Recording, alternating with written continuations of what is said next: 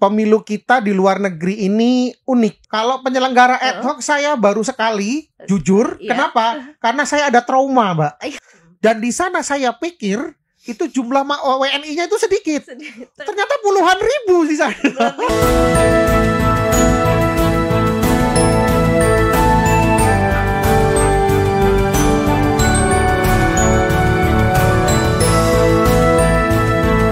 Assalamualaikum warahmatullahi wabarakatuh. Salam sejahtera bagi kita semua Tribuners. Jumpa lagi bersama saya Yunike Carolina dalam program Bincang Tribun bersama Bawaslu Provinsi Bengkulu. Kece Pemilu, Kito Cerita Pemilu. Sudah hadir bersama kita hari ini Pak Andi Azhar, PhD atau Doktor Filosofi yang merupakan lulusan dari luar negeri. Pak Andi ini sekarang merupakan pengurus di pimpinan wilayah Muhammadiyah sebagai Ketua Majelis Pustaka dan Informasi. Beliau juga merupakan akademisi di kampus Universitas Muhammadiyah Bengkulu ya Pak ya. Dan penyelenggara ad hoc pemilu di Taiwan. Bersama Pak Andi kita akan berbincang-bincang tentang sistem pemilu dan pelaksanaan pemilihan serta dinamika selama pemilihan pemilu di luar negeri. Apa kabar Pak Andi? Alhamdulillah, baik. Ini sesuai dengan pengalaman Pak Andi tentunya yang pernah menjadi penyelenggara pemilu di Taiwan. Tema kita pas sekali hari ini Pak Andi, seputar sistem pemilu dan pemilihan serta dinamika pelaksanaan pemilu di luar negeri. Nah, Pak Andi mungkin bisa saja bercerita kepada Tribuners bagaimana pengalaman Pak Andi selaku penyelenggara pemilu di luar negeri kemarin, Pak. Oke, baik. Terima kasih, Mbak. Saya pertama kali datang ke Taiwan itu di awal Februari 2013.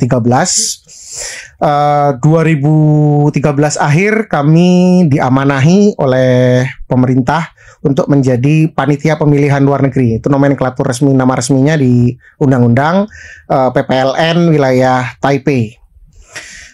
Bayangan saya waktu itu PPLN ini ya seperti KPU di wilayah Taiwan ya.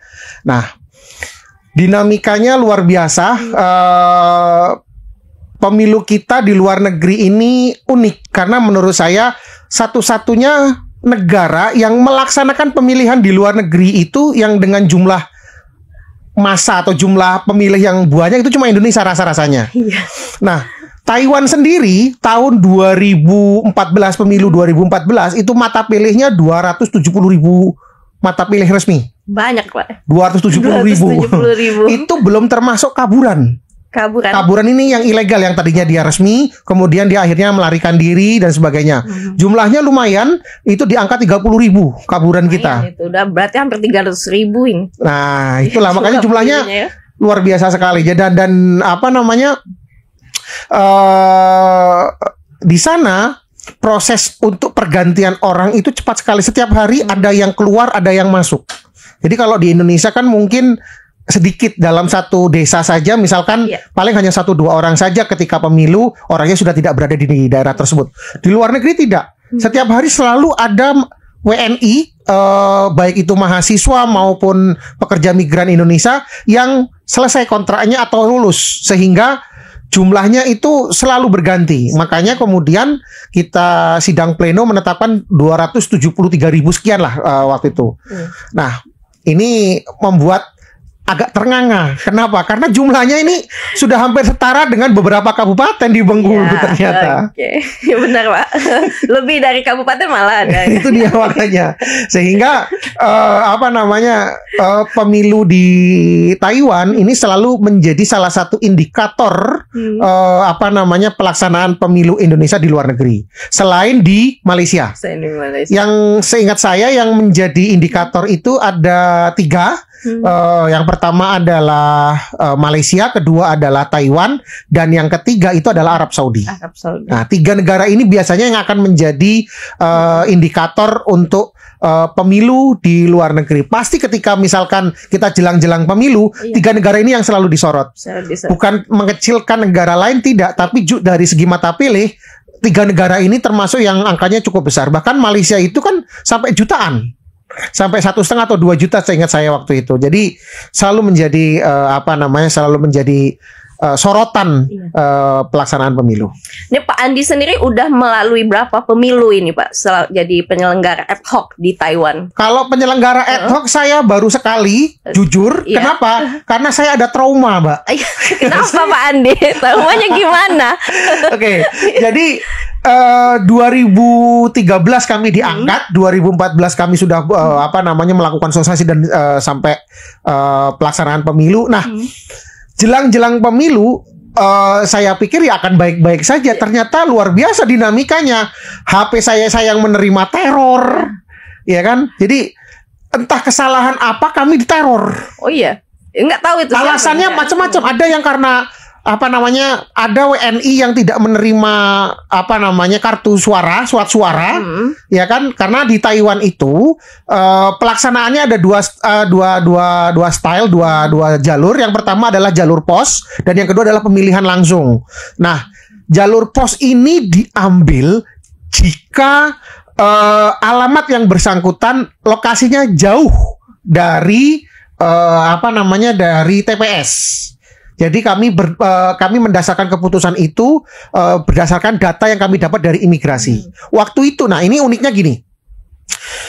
2014 itu belum ada undang-undang PDP di Taiwan, perlindungan data pribadi. Sehingga kami dengan mudah mendapatkan data WNI yang ada di Taiwan.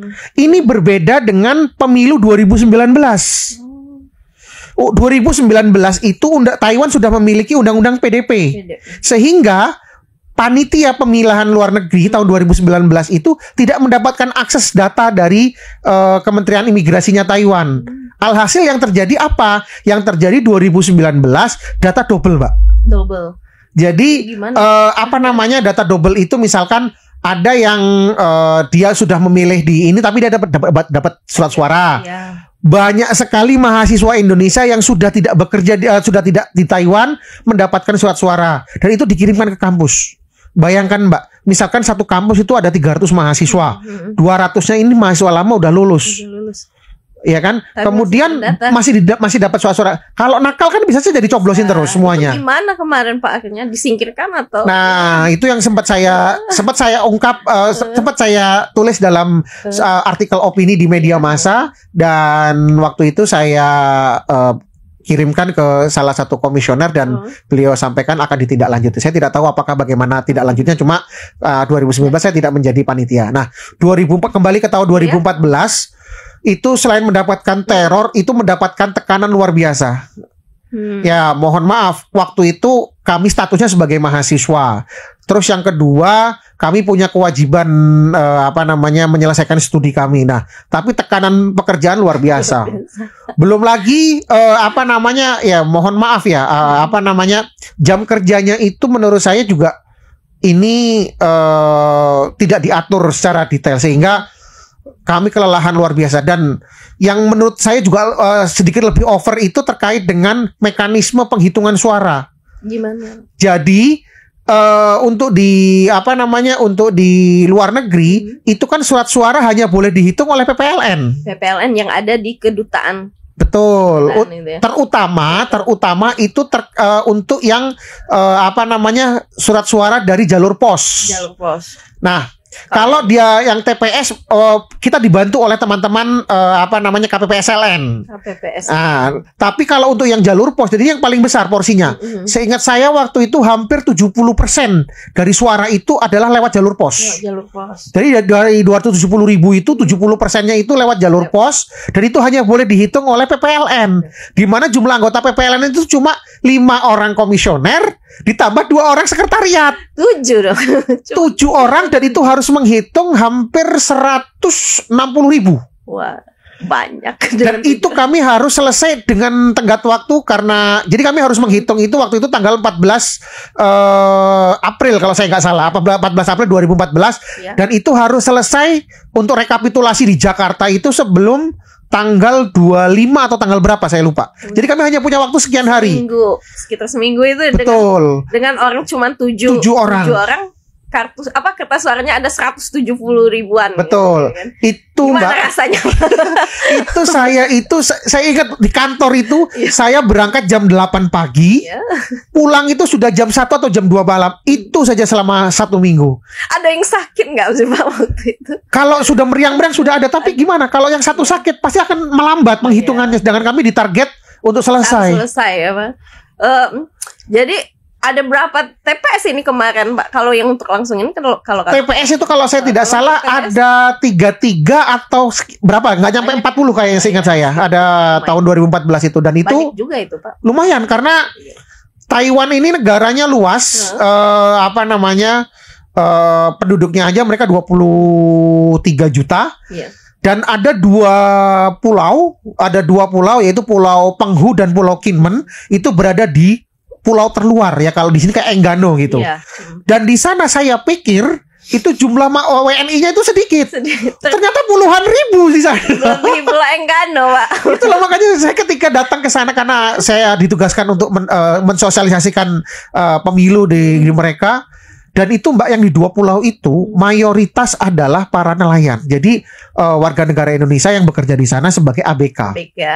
Itu luar biasa sekali, saya bilang kan, menjelaskannya. Belum lagi menjelaskan soal tata caranya. Karena kan kita 2009 ya, kalau nggak salah kita nulis ya, melingkari. Melingkar. Ya kan, melingkari itu kan 2009 ya, kalau nggak salah ya. Nah, 2014 kan kembali lagi nyoblos. Oh, itu menjelaskan lagi bagaimana supaya nggak terlipat, nggak nyoblosnya nggak. Nah, itu ada nggak temuan-temuan misalnya kertas suara rusak atau tulisan kertas suara nggak sah, mungkin dia masih bingung ini kemarin. Banyak Mbak. Banyak ya Pak? Banyak banget. Apa misalnya nih? Contoh misalkan.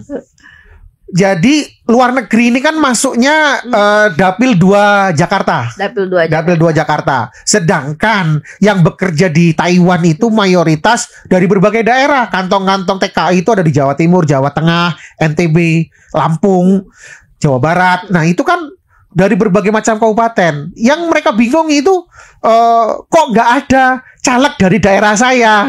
Ditulis di kertas suara. Mana? PPLN bohong atau pemerintah bohong, curang. Caleg dari kabupaten saya tidak ada.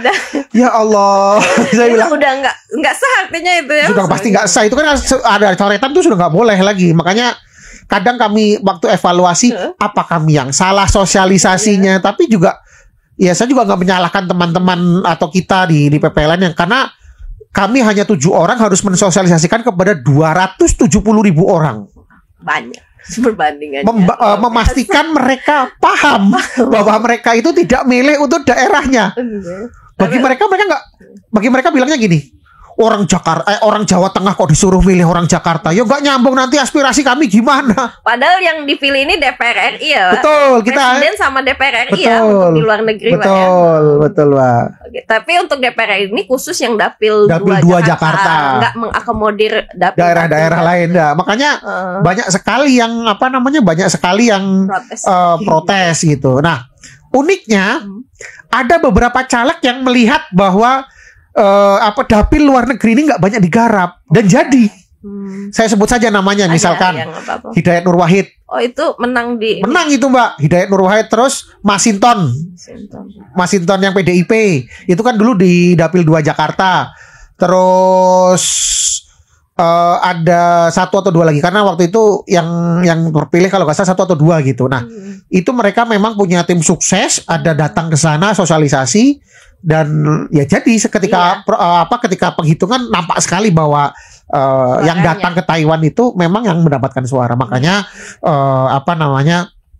yang bertarung di Dapil 2 Jakarta ini memang yang harus berduit, karena ya seluruh dunia ini dapilnya itu seluruh dunia gitu kan. Bukan hanya Taiwan ya Pak. Betul. Yang ada pekerja migran Indonesia itu ada ya. Betul. Ada ya. Oh ya, banyak. Makanya kalau dibilang ini dapil neraka, ya ini neraka dari segi finansial kalau saya bilang.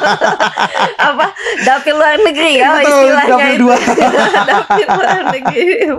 Nah, ini kan kalau kita nih pemilihan serentak kita di hari libur kan pasti sama pemerintah. Nah, gimana kalau itu di luar negeri, termasuk di Taiwan ini, apakah diliburkan juga para pekerja kita? Jadi di sana karena ini kita agenda negara lain, artinya Taiwan tidak meliburkan. Nah, akhirnya kan undang-undang mengizinkan atau memberikan keleluasaan bagi masing-masing PPLN untuk menentukan kapan waktu yang tepat untuk melaksanakan pemilihan. Tapi penghitungan suaranya harus serentak di Indonesia. Makanya di Taiwan sendiri itu selalu dilaksanakan di hari Minggu. Beberapa hari sebelum pemilu di Indonesia. Di Indonesia kan pemilu selalu dilaksanakan hari Rabu. Ya. Ya kan? Nah, saya ingat waktu itu 14 April pemilunya kita di hari Minggunya, tanggal 10 apa 11 gitu. Nah, itu alasannya adalah karena itu adalah hari yang tepat, itu adalah minggu kedua. Minggu kedua bulan April. Biasanya para PMI itu kalau dia minggu pertama atau minggu kedua itu hari gajian. Sehingga mereka tuh diizinkan untuk keluar. Nah, sehingga diharapkan partisipasi pemilih itu naik. Nah, itu untuk jalur yang memilih langsung. Kalau jalur yang lewat pos itu dia sudah kami kirimkan hampir mungkin 1 bulan sebelumnya. Beberapa minggu sampai 1 bulan. Ke pemilih langsung. Betul. Itu kami kerjasama dengan pos Taiwan. Jadi lumayan tuh Mbak. Sampai nggak Pak waktu itu? Kalau sampai semua. Sampai ya. Jadi kalau balik. Nah ini gini. Di Taiwan itu pos itu sangat rapih, beda dengan di Indonesia. Ya mohon maaf kalau di Indonesia mungkin kalau pos masih banyak yang terkendala infrastruktur dan alamat dan sebagainya. Kalau Taiwan kan jelas alamatnya sampai di desa sampai di gunung itu jelas. Sehingga kami ya mudah saja ketika kami kerjasama dengan pos kami kirimkan itu ada bounce back, ada pengiriman balik. Artinya kalau pengiriman balik itu orangnya sudah pindah atau alamatnya tidak benar. Sehingga ya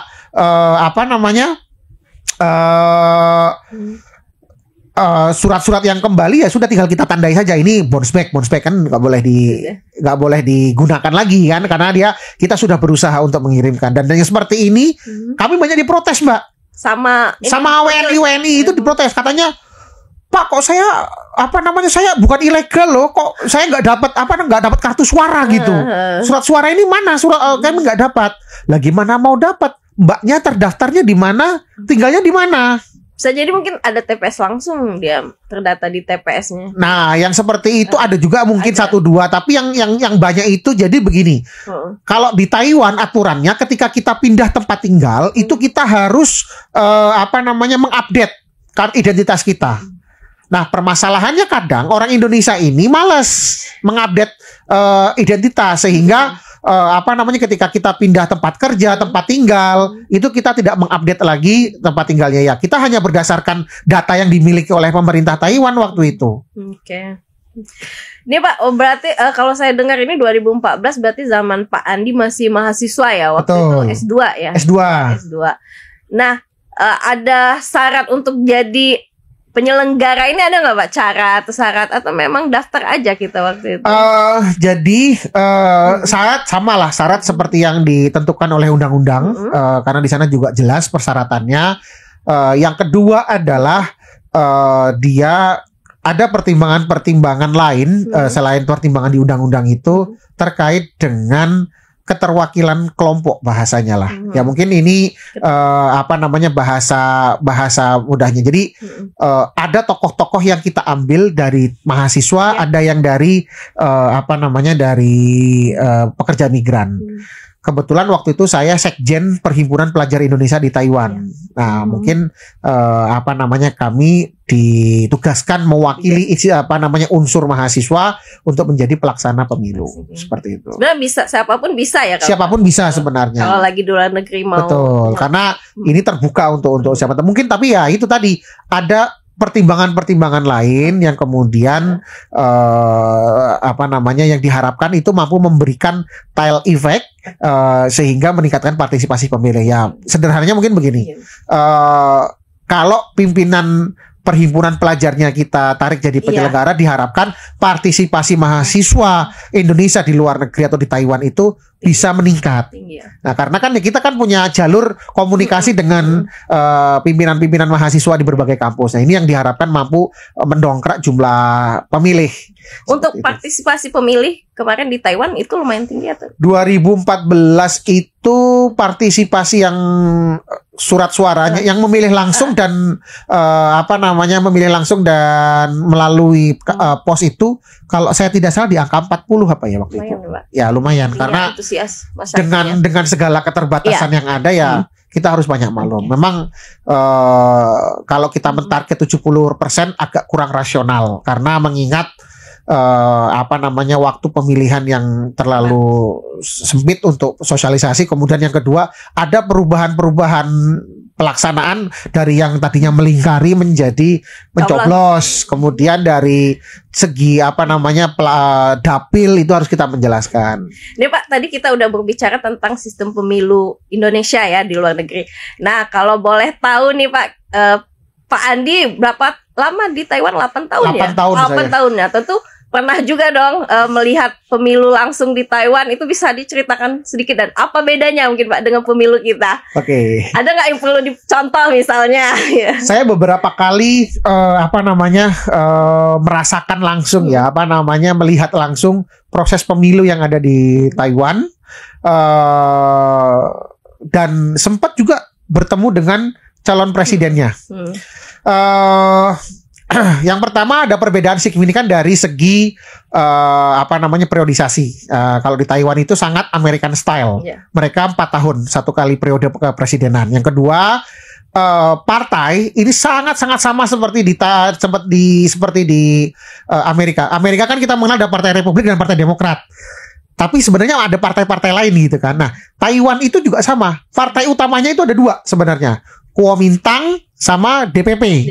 Nah, selain dua partai utama ini ada kok partai-partai kecil yang itu boleh berkompetisi. Tapi yang mayoritas itu ya dua ini yang selalu menjadi bergantian lah pemenangnya. Nah, yang berikutnya adalah mereka tidak membuka TPS itu di tempat umum. Mereka itu menggunakan seperti sekolah atau di kantor polisi.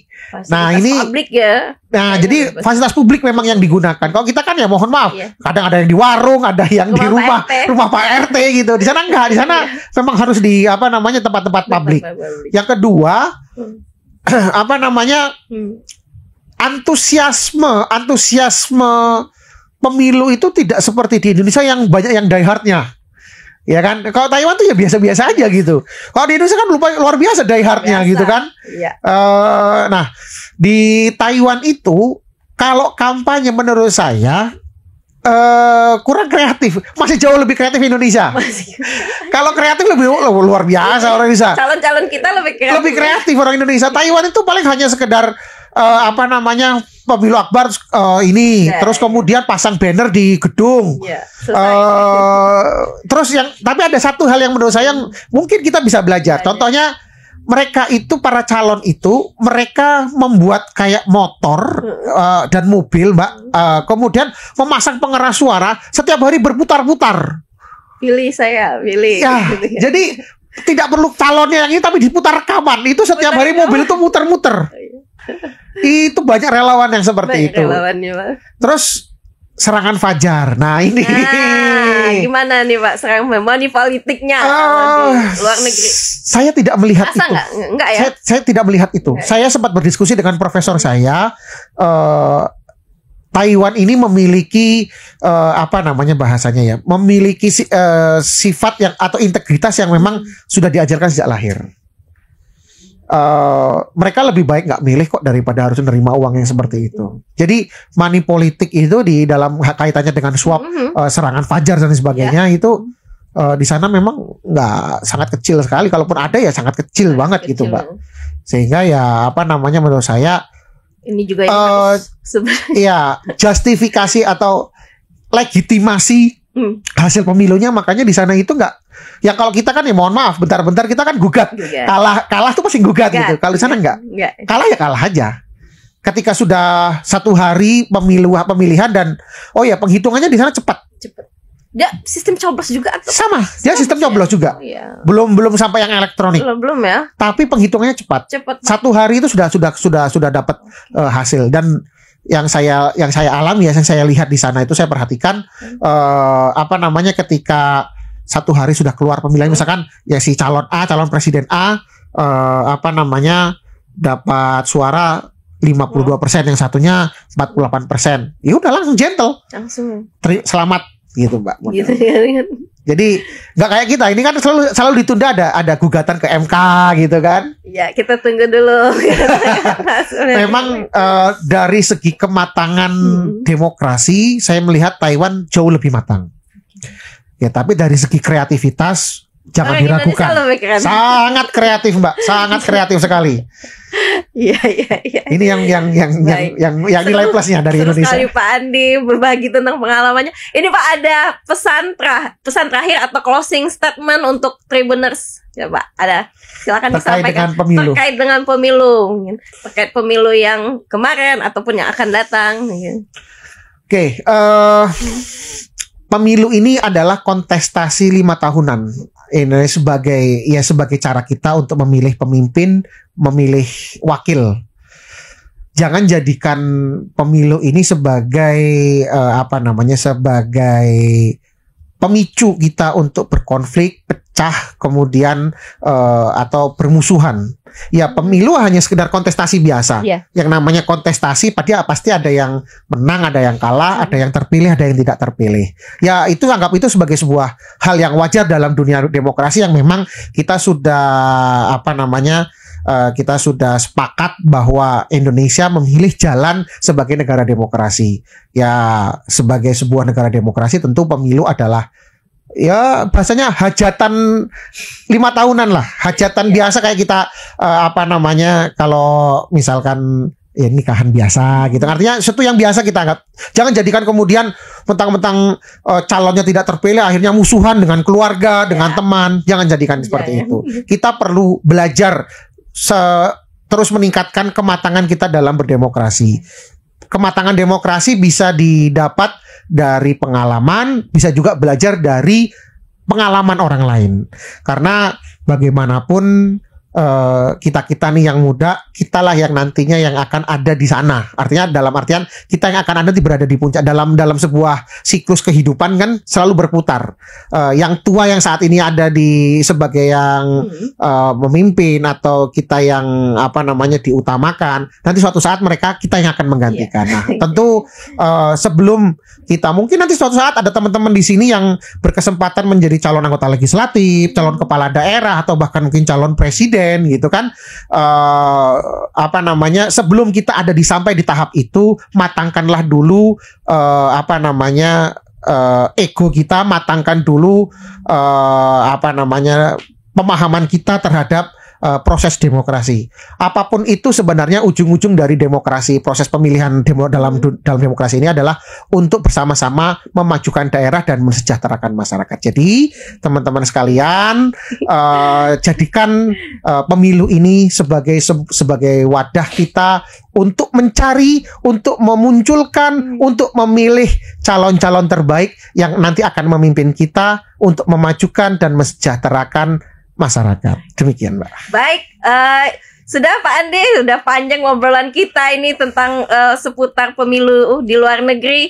Baik Tribuner, itu tadi bincang kita bersama Pak Andi Azhar tentang sistem pemilu dan pemilihan serta dinamika pelaksanaan pemilu di luar negeri.